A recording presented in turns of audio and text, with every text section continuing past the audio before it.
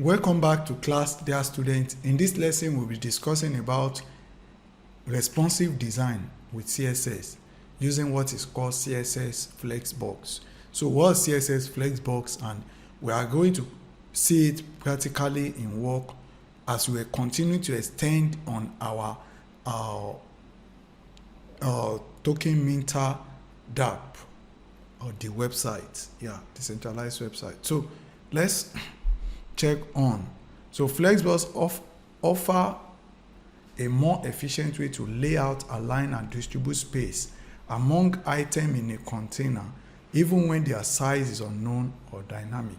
You know, one of the headache you start having when it comes to CSS and styling is how do you make this content look good on PC, looks good on mobile phone, looks good on tablet, looks good, and even the so-called mobile phone comes in different screen sizes. So how do you want to make sure they look good? It is a huge dilemma for a front-end developer. So maybe a lot of all those things makes some people just hate front-end development. I'm telling you, especially some core blockchain developer just prefer to work on smart contract. But anyway, we are learning to do both. You can build the front end, and even if you will source it out to other team member or anyone, you knowing and having idea of what is going on help you even when you are developing the smart contract, the blockchain part of the dApp and the website. Now, when you look at this, let's say CSS Flexbox is a one-dimensional layout method for laying out items in rows or columns.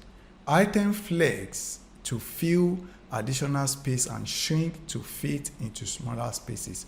So it's like you have a space and you have things in it. When things become bigger, they become bigger. When it's smaller, they become smaller. You understand? This is not about they remain and then break. No, they are not breaking. They make sure they fit. It's like you say, this site now, any screen size it is, this thing should not be more than 10% of it. So if it's bigger screen, it's 10% of the bigger screen. When it is, so it's like when the screen size is about 1000 pixels, then it takes 100 pixels to display it. Then when the screen size, I'm just joking, becomes 10,000 pixels, when you are like watching a cinema, then it takes 1000 to display. So it means it gives everybody, at the same time, if you come down to like mobile phone, like 700, 750, or even less, like 600 pixel, then it takes and display it with 60 pixel. So which means everyone have equivalent experience based on the screen size, instead of it becomes too small on bigger screen and too big on smaller screen. You understand? So all those are what Flexbox help us to fix. In fact, before I did record this lesson, I saw a developer who was actually saying, how did we survive styling before the invention of Flexbox and grid? You understand?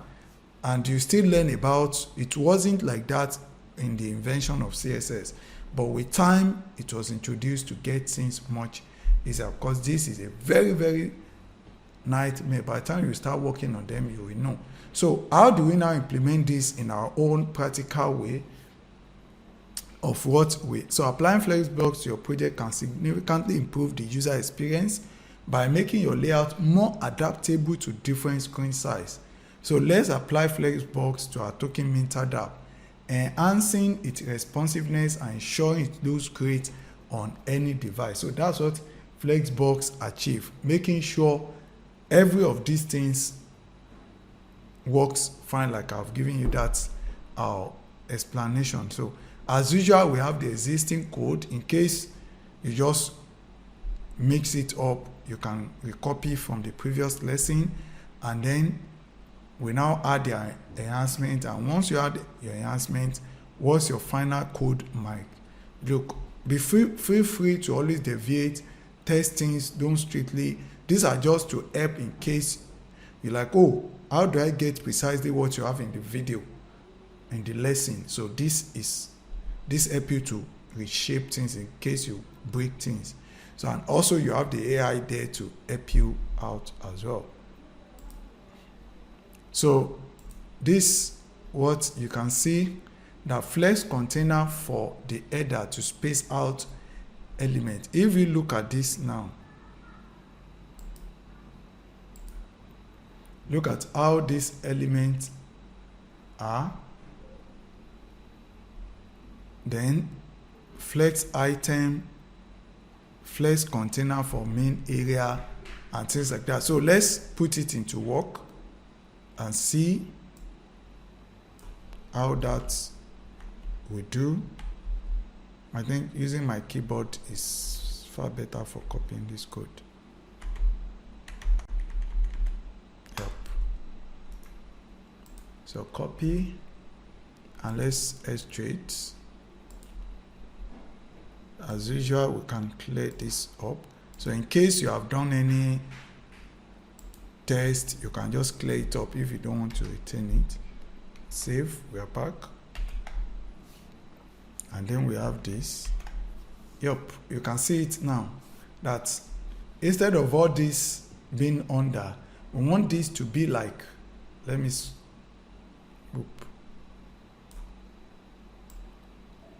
why? Yeah, you can see that normally this is how you have your website. Like this will be like your logo or the name, title, you understand, things like that. And here you will have like your navigation. So not usually like it will be under it. Like the previous one we had before was this. You see, centered and then under it. Yeah, you could have a design like that.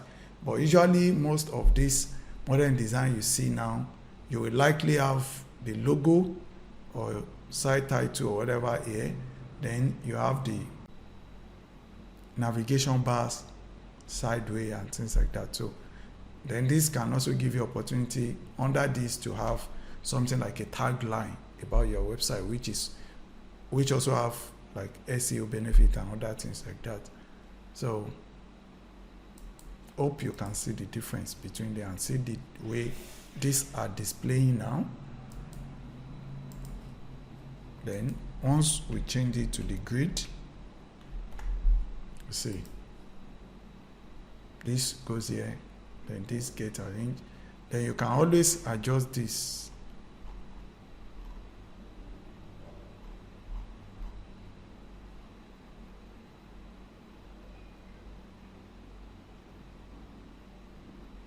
This for nav, and I'm looking at the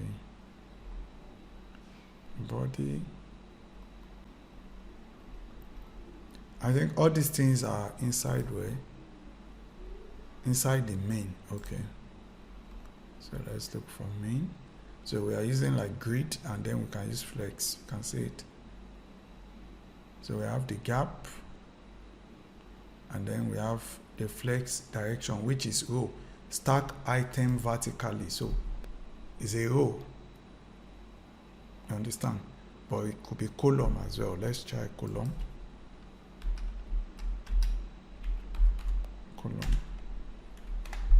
And then you see it now, they are stacked under each other. So you can imagine how flexible, how easy you can just quickly change the display of your sites because of this simple introduction of flex and grid into CSS, which are CSS, so displays flex. Then the gap, you can put in the gap column. Then I can return it to row.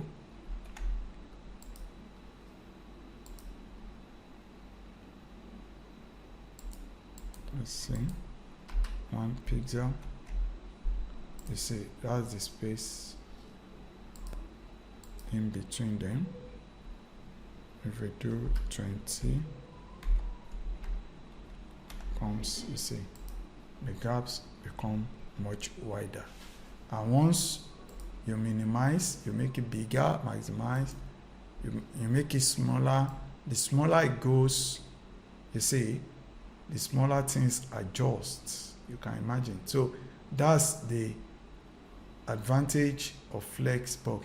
We want to ensure the three always stay side by side. So no matter the screen size, the three will still be displayed. While content will keep either expanding. You see, look at this now. They are almost occupying the same thing. You see, they are almost occupying the same size. But the more you move, the more these become bigger because they have a lot more content. You see that this has occupied enough, so it can't occupy again. But this has very minimal content. So this will eventually take up a lot of the content. You see it. You see it now. So that's the flexibility.